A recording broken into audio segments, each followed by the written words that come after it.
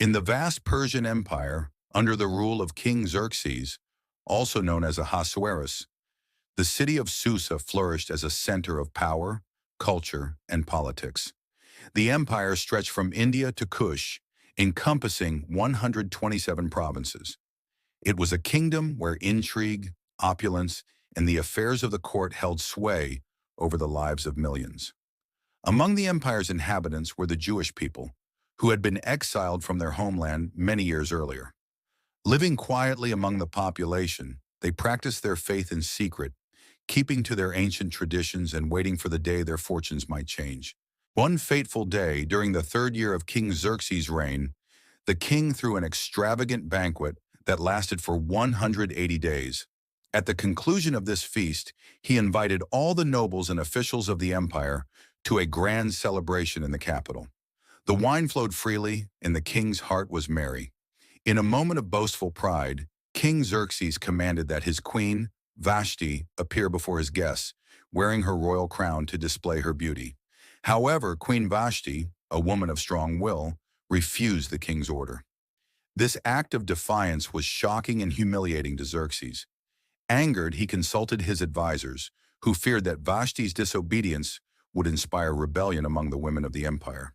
It was decreed that Queen Vashti be banished from the king's presence, and a search began for a new queen. The king's decree was sent throughout the empire, instructing that beautiful young women from all the provinces be brought to the palace, where they would undergo a year of beauty treatments. From among them, the king would choose his new queen. Among the young women taken to the palace was a Jewish orphan named Hadassah, though she was known by her Persian name, Esther. Raised by her cousin Mordecai, a righteous man of deep faith, Esther had grown into a woman of exceptional beauty, but also humility and grace. Mordecai instructed her not to reveal her Jewish heritage, as he feared for her safety in a foreign court. When Esther arrived at the palace, she quickly won favor with Haggai, the eunuch in charge of the harem. She followed his advice carefully, never seeking more than what was suggested for her preparations. Her quiet dignity set her apart from the other women, and when the time came for her to meet King Xerxes, he was immediately captivated by her beauty and charm. The king placed the royal crown on her head, making Esther queen of Persia. Yet she remained silent about her Jewish identity, just as Mordecai had advised. Meanwhile, Mordecai kept a watchful eye over Esther, frequently visiting the palace gates to hear news of her well-being.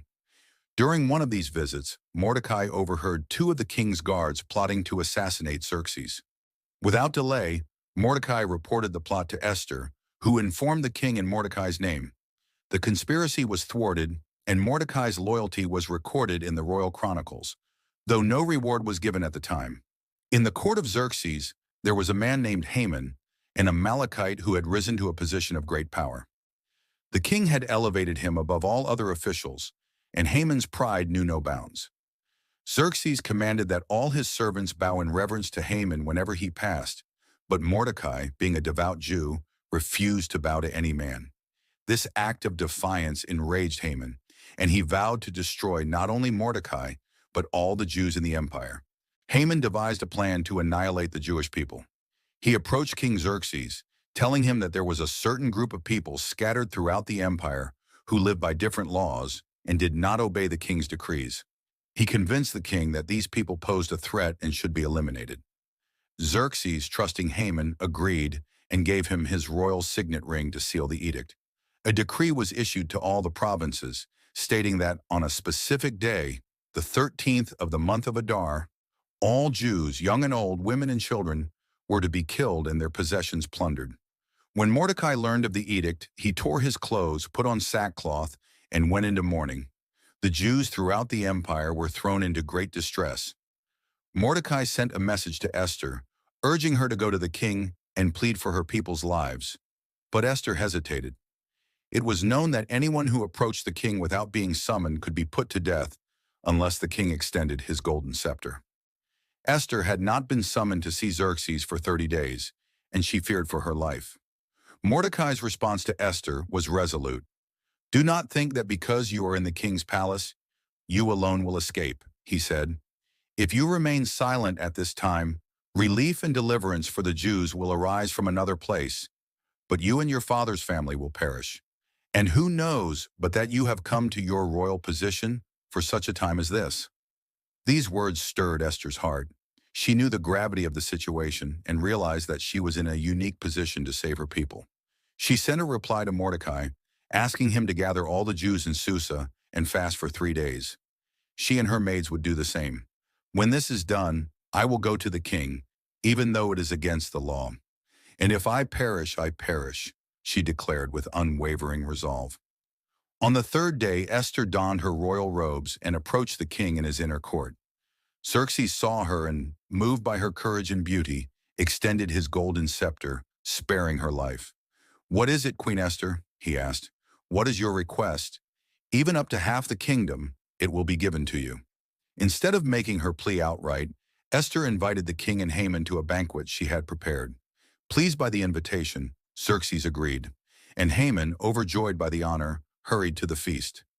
During the banquet, the king once again asked Esther what she desired, but Esther merely invited him and Haman to a second banquet the following day, promising to reveal her request then. Haman left the banquet in high spirits, but his mood darkened when he saw Mordecai at the king's gate, still refusing to bow to him. Consumed with anger, Haman went home, and with the encouragement of his wife and friends, had a gallows built 75 feet high, intending to have Mordecai hanged the next day. That night, King Xerxes was troubled by sleeplessness. To pass the time, he ordered the royal chronicles to be read to him. As the records were read, the account of Mordecai's loyalty in uncovering the assassination plot came to light. The king realized that Mordecai had never been rewarded for his service. At that moment, Haman entered the court, intending to ask for Mordecai's execution. Before he could speak, Xerxes asked Haman, "What should be done for the man the king delights to honor?" Thinking the king intended to honor him, Haman suggested that the man should be dressed in the king's royal robes, placed on the king's horse, and paraded through the city with a proclamation of honor. Xerxes, delighted by the suggestion, commanded Haman to do everything he had said, only for Mordecai. Haman, humiliated, was forced to lead Mordecai through the streets of Susa, proclaiming his honor. Afterward, he returned home, devastated, but there was no time to dwell on his humiliation, as he was summoned to Esther's second banquet. At the banquet, Xerxes again asked Esther for her request. This time, she revealed the truth. "If I have found favor with you, your majesty, and if it pleases you, grant me my life. This is my petition. And spare my people. This is my request. For I and my people have been sold to be destroyed, killed, and annihilated."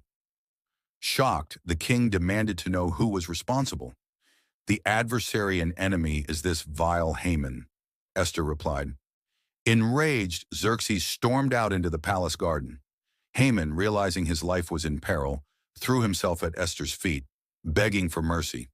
When the king returned and saw Haman collapsing on Esther's couch, he misinterpreted the scene and accused Haman of assaulting the queen.